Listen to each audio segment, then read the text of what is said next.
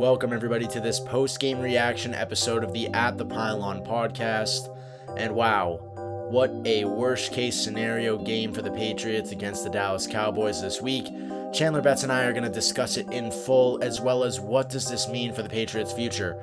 Obviously, a lot of things were disrupted this past weekend against the Dallas Cowboys, leaving us a lot of talking points to discuss. So, without further ado, let's dive into the disaster that was Patriots versus Cowboys in Week 4 of the 2023 NFL season.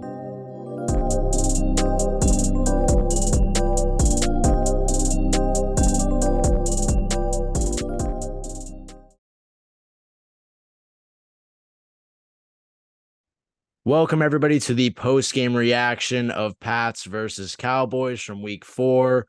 Alongside Chandler Betts, my name is Nick Antonakas, and wow, Pats with an absolutely brutal loss, 38-3. Bill Belichick's worst loss ever in his 29 years as a head coach in the NFL. Mac, just for standards, I guess, just absolutely a complete drop-off from last week and previous games of this season. He went 12 for 21 today, 2 interceptions, one of which was a pick six, and also a fumble that ended up turning into an interception. And it didn't stop there after being replaced with Bailey Zappi with 3:41 to go in the third quarters. The Patriots' struggles continued, both on and off the field, as in this game, both star rookie cornerback Christian Gonzalez and star edge pass rusher Matthew Judon both went down with an injury. Gonzo, we know it was a right shoulder injury. We don't know the severity of it, but with Matthew Judon, we do know that it was a lower bicep tear on his right arm. He has an MRI tomorrow, which I guess will be today in this case by the time the episode comes out, to determine the severity of that injury, but it's clear that he's going to be missing some time. So, Chandler, I guess to start us off, let's throw to you, and I guess I'll give you a round of applause. You were right. We are bad. Yeah. As you can tell by my attire for the day, there's one New England sports team, not only it is the Celtics, because we just got Drew Holiday. Today was going to be such a great day for Massachusetts sports. And then that dumpster fire of a performance happens. We were talking right before we started recording, possibly the worst Patriots game we've ever seen. And throughout the course of the last 3 years, we've seen some pretty bad games. So that does still say a lot, actually.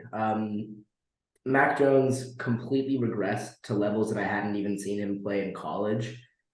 He was just making horrible decisions, and it looked like he was just suddenly really afraid of the offensive line. If you saw on the one, there was a missed drag route towards, I believe, midway through the third quarter before we benched him, that he just flat out missed Devontae Parker because he was moving in the pocket while he wasn't fully pressured. He had the one across the body throw that he got away with that Kendrick Bourne caught, and then he had the egregious interception on, I believe it was the same drive, which is just a horrible quarterbacking. There was no run game. The only player that had any kind of life was Mario Douglas. He was the only person that made me feel anything other than anger and sadness, and honestly just at a point of not caring about what the on-field performance is, because there isn't an asset on this offense right now that I see as a winning asset after today.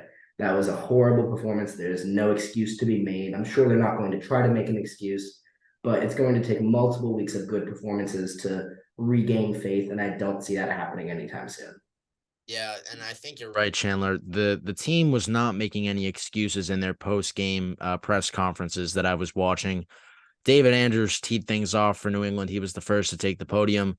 He just said it simple enough, quote, "We've got enough to win. We just got to do it." So it's clear that the Patriots locker room is still confident, and we'll get into this in a second, but just some more quotes. Hunter Henry said, quote, "Yeah, that wasn't good at all, but then still optimistic, man." Just a side note, Pat's averaging 13 points on offense this year. That was something that was brought up during Hunter Henry's press conference, which is frightening to say the least. Yeah. But Bill Belichick, I guess, was the most intriguing, because we were talking about how this was the worst game that we've probably ever seen. And after last week, when you were saying that was probably the worst Patriots game I've ever seen, I was like, no, dude, did you watch the Patriots versus Bears game last year that we Yeah. had the whole flip flop with Zappy and Mac? We had similar drama today as Bill Belichick was being drilled with questions around Mac Jones and his confidence in Mac and if Mac was the starter. All Belichick could really provide for us was saying, quote, there was no point in leaving him in there, so I took him out. No clarity on if he's starting next week because he was asked that, of course, and he just kept repeating the same answer. No clarity on if he has any faith in Mac Jones still. And when Mac took the podium, it was just all disappointments, complete and utter shame in his performance, which I mean, good. You should be ashamed of that performance, but I don't think anybody on this team was playing well. But by some grace of God, they still think that they have a shot this year. What do you see from this, I guess, perspective that New England keeps providing to the media since week one when they took that loss against the Eagles? Sure. So as a competitor, you can't not say that you have a shot. You have to always believe in yourself because if you don't believe in you, no one's going to believe in you for you. You have to always say that we're going to have a chance to make the playoffs. You have to say we're going to have a chance to make the AFC Championship. You have to have that belief in yourself because you've gotten this far. That just clicked for me for a second. Yes, there. Thank you. Appreciate it. I thought that was a good one. But they simply don't. When David Andrews said that we have enough to win, I mean, you don't. You clearly see that. You have one person that can help you win, and that's Bill Belichick. And He's there are not games that helping. he's there are games that he's going to, and there's games that he's not going to. Like that Eagles game, he helped a lot in the second half. A lot of adjustments that worked. The Dolphins game, I still stand by that performance was a lot uglier than the scoreline tells. And we want to talk about ugly performances the last 2 weeks. Very bad football. Very, Surplus very, of bad performance. very just unpatriot like football. There were bad decisions. We lose the turnover battle.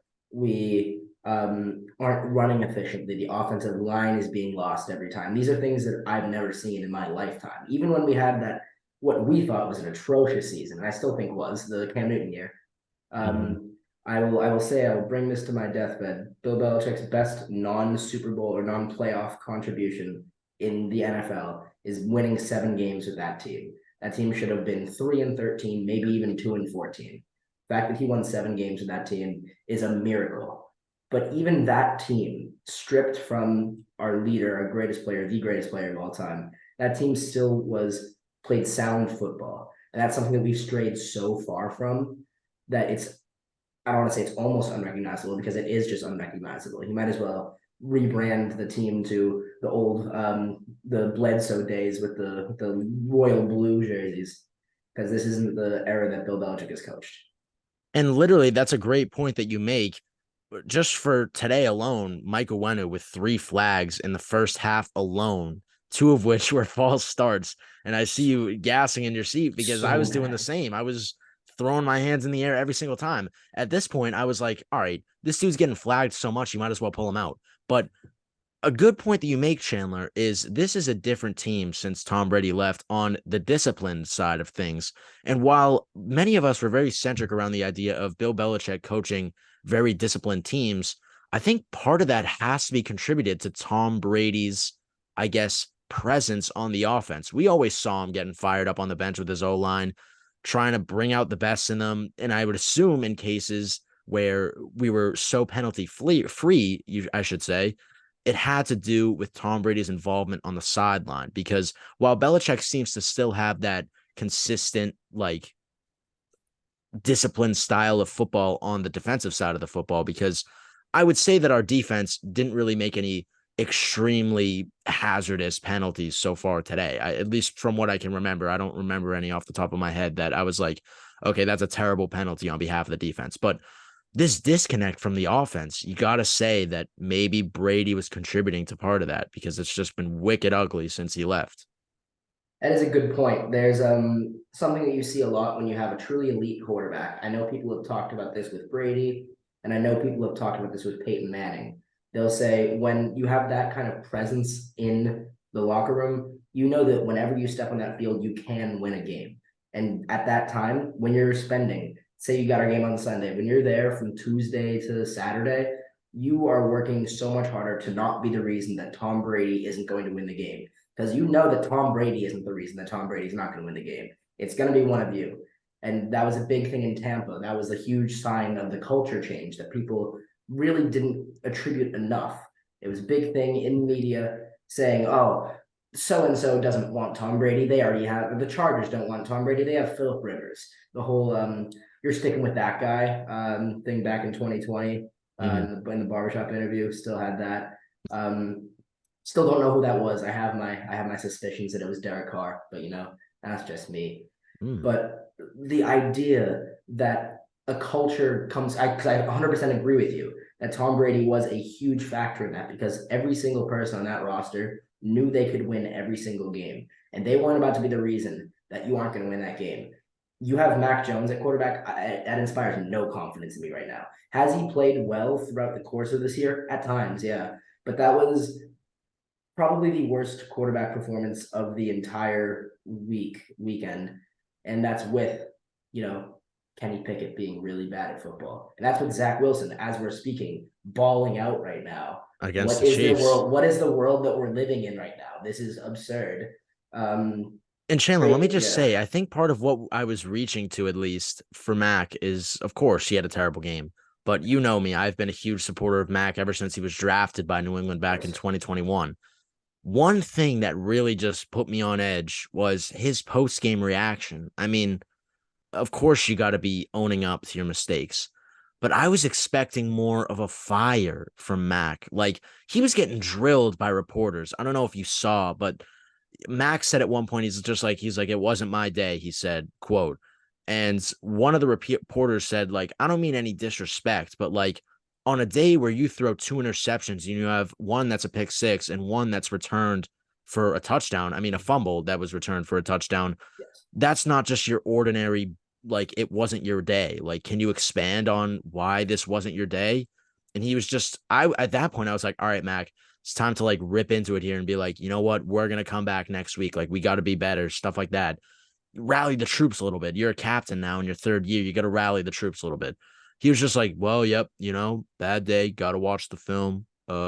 Yeah, I did bad. Like, I was just like, dude, you gotta dig deep here, because in this state, sure, the Patriots at week 4 were 1-3, Mac's rookie year.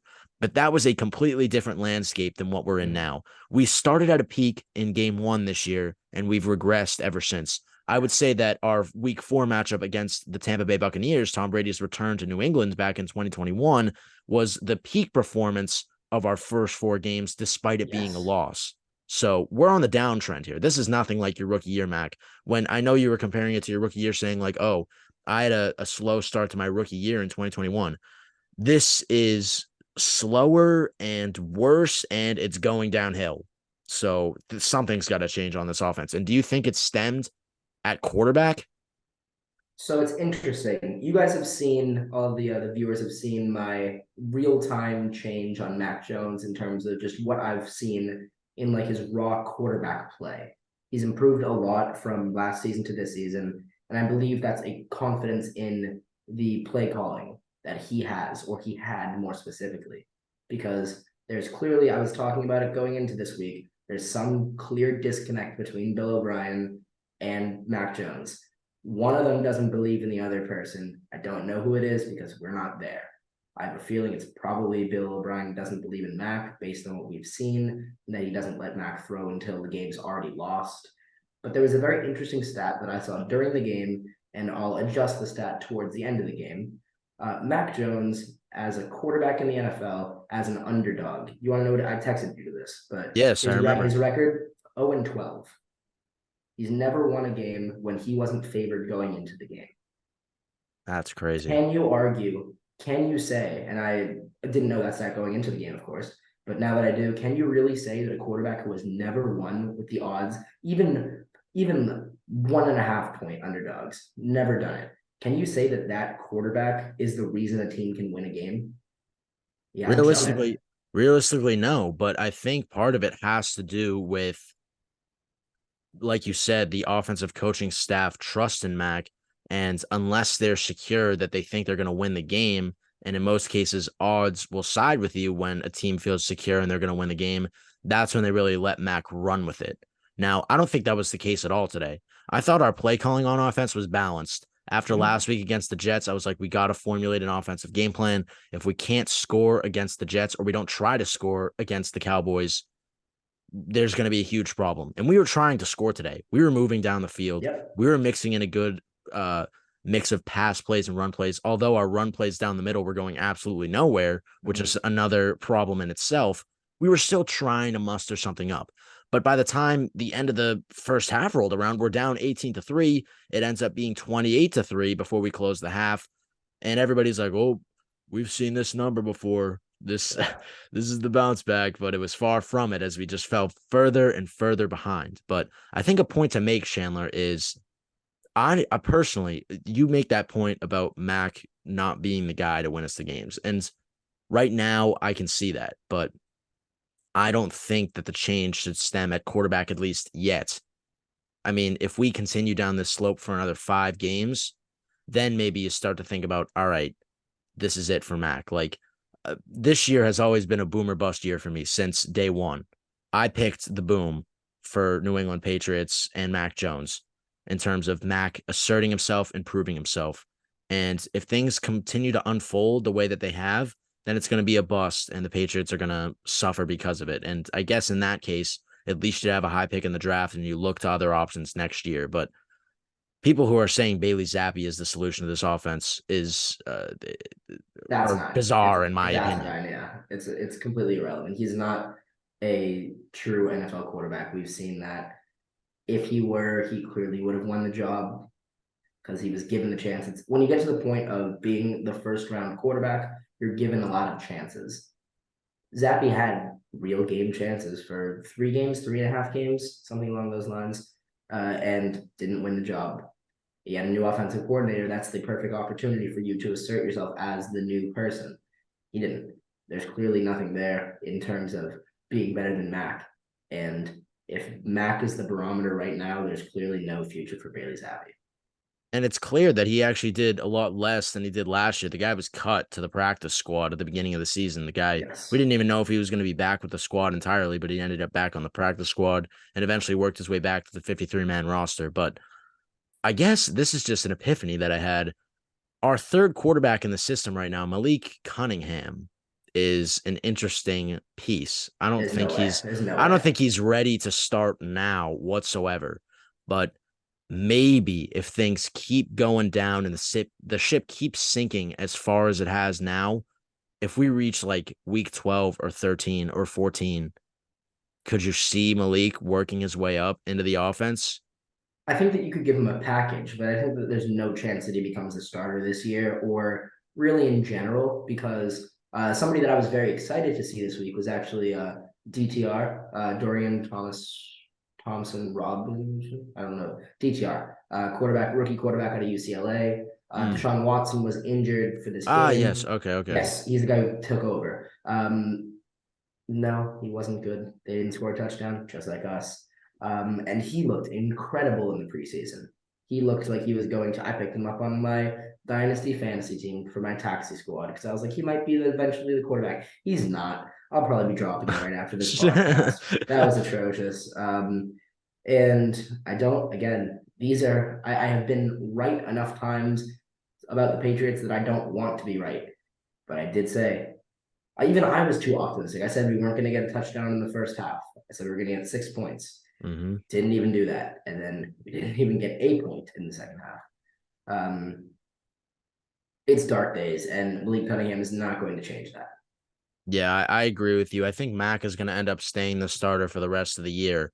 In terms of whether or not he turns this disaster around is to be determined, I guess. But going into a matchup next week against the Saints and beyond, like, what's the word for the Patriots from this point on? Like, is there any point of recovery? Because I guess the only positive you can take out of this game and what everybody was saying post game as well is we're only 4 games into the season. It's 1-3. You're not winless, but you know, it's still early, is kind of the argument right now. You The might as well season be isn't, winless.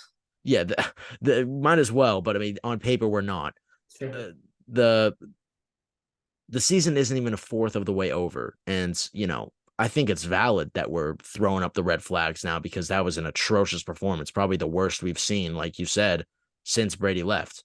Throughout Brady's tenure, too. I mean, not like we would see a game that bad during that era as well, but is there any chance that we can turn it around? In 2019, the one going into the 2020 draft, Jacksonville Jaguars won the first game of the season. You know what their final record was? 1-15. You can win a game. It's the NFL. It's any given Sunday. Feels like we're playing on Saturdays right now. This is a Saturday team, not a Sunday team right now. I don't think there's any chance. Did I talk about on here? I don't remember if I did, about what my prediction for the Patriots win total was going into the year. I think you said 6, right? 6 wins or 5? 5-12. You might be right. That's not looking that crazy right now, isn't it? No, well, I mean, look at mine. Mine was 10-7. I might as well be broke in Vegas right now if I was placing bets on that. Yeah.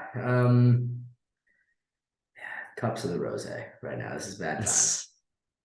I guess if you're to look at any sort of excuse in this game, let's turn to the defensive performance and the fact that let's be happy. Our cornerbacks were so depleted ever since Christian Gonzalez went down in this game. And going into the game and going into last week's game, we were short in the cornerback room. We had Gonzalez at 1, and then we had Miles Bryant at 2. By the end of the first quarter today, we had Miles Bryant at 1 and the practice squad members at 2, 3, and 4. So it was a struggle to say the least. And Bill Belichick said post-game that, of course, that affected his defensive play calling, but you can't really excuse the Patriots in that sense when it comes down to the amount of dynamic plays that Dallas made. And sure, they were still pounding down on us, even in garbage time, which I thought was a little bit rough from a Dallas perspective. Like, all right, ease up. That's what you should have been able to do against the Jets. That's what I was talking about last week. They just came off of a loss against the Cardinals, who were seen as the worst team going into the season. This was a statement win for them. This is what I was talking about. We didn't quite understand it last week because we have never had the need to have a statement win because we've always either been good or been not good.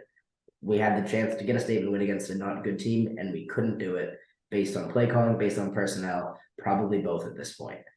But it's very clear to me that was the correct decision to be made right there. You want to give your team reps. You want to be showing teams. Sometimes you want to show teams things. Sometimes you don't want to show them things. I'm sure right there, Mike McCarthy was probably setting up play calls that they'll be using counters of next week, because they're going to set them up, because they're going to see how, this was so effective against a good Patriots defense that held the Cowboys to 1 for 4 in the red zone. They didn't have a red zone touchdown until the last drive of the game, which is just an abomination based on if they can only get 7, not including extra field goals. They can only score once in the red zone, and we can't score at all a touchdown, period. The defense didn't have a terrible game. Defense, I'm big in the NFL right now. I'm big in bend, don't break.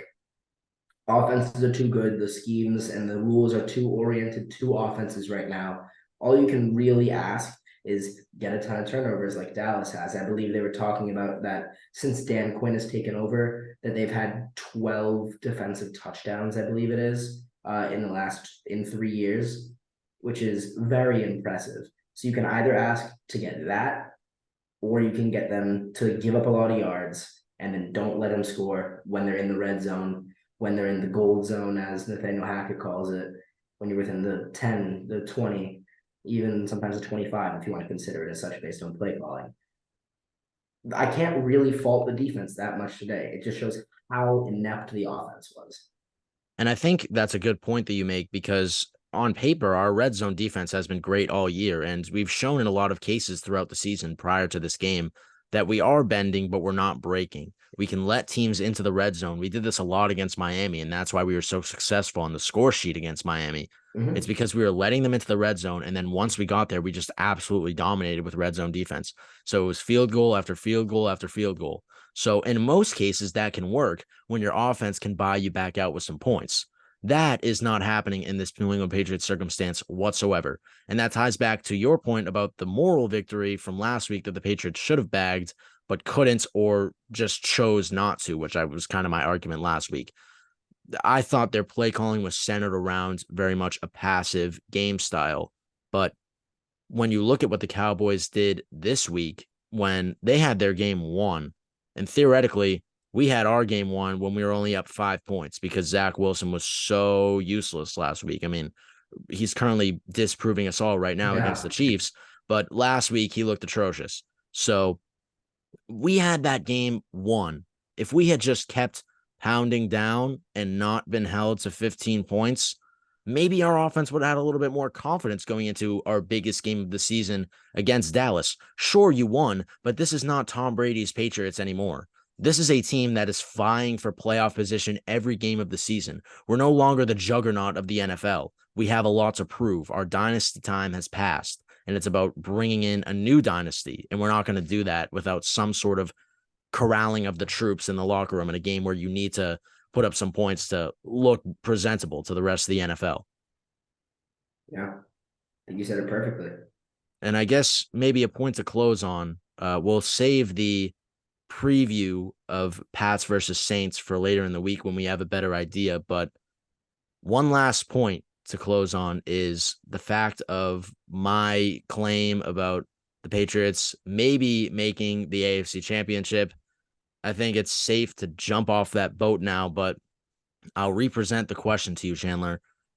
What needs to change for New England? What is their big flaw right now that if it's switched up, maybe they have a shot at making a run and turning things around in what has been a disastrous start to the season and has only gotten worse as weeks have gone by?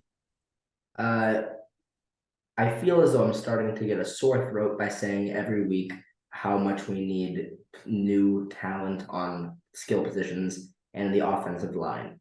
I'm going to deviate from that this week, not because that's not still true, it very much so is, but because I am intellectually tired of talking about that.